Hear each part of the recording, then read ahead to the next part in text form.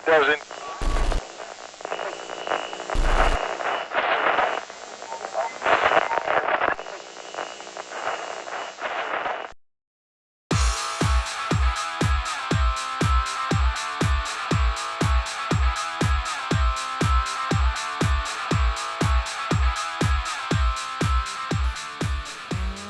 Ciao a tutti, mi chiamo Max, lavoro qua allo Sport Specialist di Orio Center, sono nel reparto snowboard e adesso vi spiego un pochettino quali sono le nuove costruzioni e le caratteristiche delle tavole che abbiamo qua in commercio, ma quelle che trovate comunque anche in qualsiasi altro punto vendita. Ci sono alcune categorie di tavole di snowboard, sostanzialmente le più polivalenti sono dette all mountain, sono tavole che possono andare bene un po' in tutte le situazioni, di pista, fuori pista, magari qualche salto in park.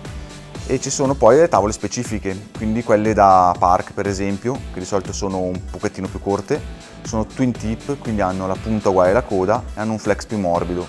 Queste sono adatte per fare evoluzioni come salti e rail. Accanto a queste ci sono tavole invece da freeride, che sono generalmente più lunghe, sono con altri tipi di shape, quindi non twin tip ma direzionali, quindi sono con una punta ben distinta e una coda, e sostanzialmente hanno un setback, cioè sono spostate all'indietro i piedi rispetto al centro della tavola, questo per permettere un maggior galleggiamento. Tra questi due estremi ci sono in mezzo tutta una serie di tavole che sono dette all mountain freestyle e via dicendo, e lì abbiamo un sacco di costruzioni che poi magari vediamo più nel dettaglio e che permettono di fare varie cose rispetto ai due estremi appunto. Ogni tavola esce con una forma, diciamo un profilo. Il camber è sostanzialmente la piega, quella col ponte, quella classica che hanno tutte le tavole.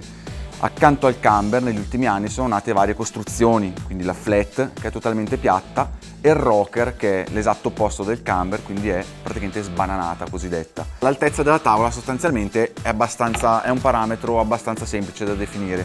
Si va a mischiare questa informazione con anche il peso. Sostanzialmente tutte le tavole dietro hanno un tabellino, a seconda del marchio è riportato, ci sono i pesi, sostanzialmente c'è un range di circa 20 kg per ogni tavola a seconda del modello.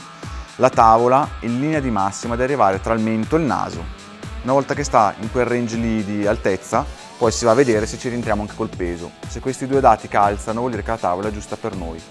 Generalmente se devo prendere una tavola da freeride la prendo magari che tende più verso il naso, se invece è più da freestyle sto qualche centimetro più corto e magari vado verso il mento.